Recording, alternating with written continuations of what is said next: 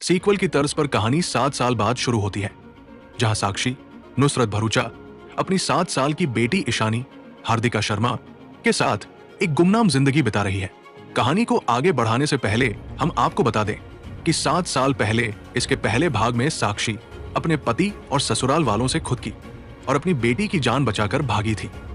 साक्षी कुप्रथा और कुरीतियों से भरे एक ऐसे समाज से लड़ी थी जो बच्चियों को पैदा होते ही मार दिया जाता है। नई जगह पर साक्षी के पुनर्वसन में इंस्पेक्टर समर कश्मीर महाजन उसका साथ देता है। उसी ने साक्षी को 7 साल पहले भी बचाया था। ईशानी एक बहुत ही रेयर बीमारी से पीड़ित है। धूप में जाने पर उसका पूरा शरीर फफोलों से जलने लगता है। यही कारण है कि उसे स्कूल में भी दाखिला नहीं मिलता। मगर साक्षी इस बात से वाकिफ नहीं है कि बेटी ईशानी का ये रोग उन्हें काले अतीत में ले जाने का जरिया बनेगा।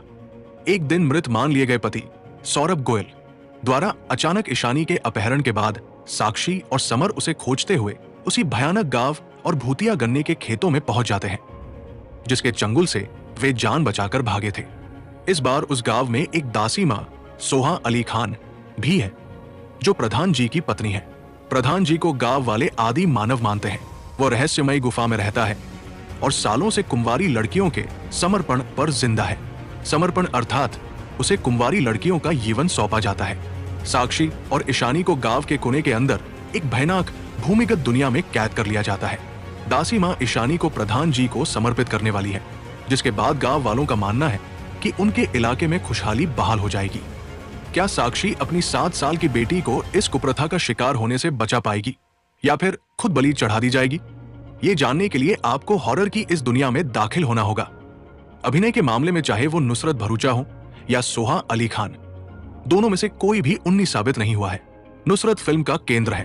उन्हें इस फिल्म में भूतिया दुनिया से अपनी बच्ची को वापस लाने की एक बेहद ही सशक्त भूमिका मिली है, जिसे नुसरत अपनी अदायगी से विशिष्ट बनाती है। चुनिंदा भूमिकाओं में नजर आने वाली सोहा अली खान ने दासी मां की भूमिका को हॉरर की आड़ में कहीं भी ओवर द टॉप नहीं होने दिया है। दास्ता के बेड़ियों में जकड़ा ये किरदार जितना डरावना है, समय आने पर उतना ही हिम्मती भी। बाल कलाकार हार्दिका शर्मा अपने मासूम अभिनय से दिल जीत लेती है। खासकर उन्हें दुल्हन बनाया जाने वाला दृश्य बहुत मार्मिक बन पड़ा है। सुरंगों के अंदर एक महिला विरोधी दुनिया बसी है, जो औरत की दास्ता का प्रतीक है।